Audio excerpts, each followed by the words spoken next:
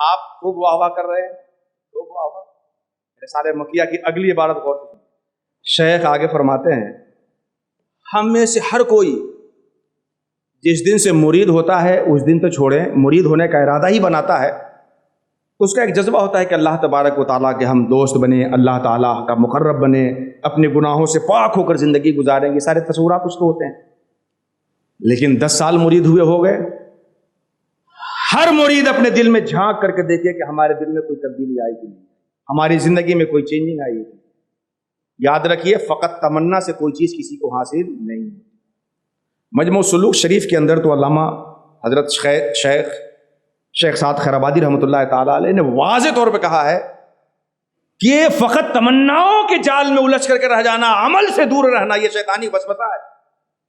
تمنا سے کوئی چیز حاصل نہیں ہوگی۔ آپ تمنا سے تو ایک کپ چائے آپ کو نہیں ملے گی، ولایت کیسے مل جائے گی جناب؟ تمنا کر کے سوچئے تو کوئی آدمی ایک کپ چائے مل جائے ابھی ہم کو، سوچئے تمنا کر کے۔ آپ کی تمنا نہیں لا رہی ہو تو ہم سب لوگوں کی تمنا ایک شخص میں جمع ہو جائے، آ جائے گی چائے اتنی تمناؤں سے۔ ایک کپ چائے جس چیز سے حاصل نہیں ہو سکتی، اس سے آپ ولایت حاصل کرنے کا خواب دیکھ رہے ہیں، اللہ کا قرب حاصل کرنے کا خواب دیکھ رہے ہیں۔ تمنا کے ساتھ ساتھ ہمیں کچھ کرنا پڑے گا۔ کیا کرنا ہوگا؟ شیخ فرماتے ہیں، بدایت الطریقت الاخذ بالاحسن والاحتیاط فی احکام الشرع۔ طریقت کے نام پر دوسروں پہ تو ہمیں ہنسی آ رہی تھی، لیکن ہم طریقت سے جڑ کر کے تقاضے طریقت پہ کتنے کھڑے ہیں، اپنا محاسبہ کیجیے۔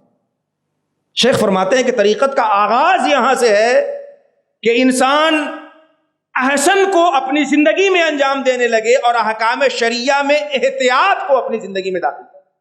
علماء نے یہ بھی فرمایا، یہ بھی فرمایا، ایک نے کہا حرام ہے، ایک نے کہا حلال ہے، تو جب تک کوئی ضرورت شدیدہ اس کے لیے باعث نہ ہو، ہم اپنی زندگی میں احتیاط کریں۔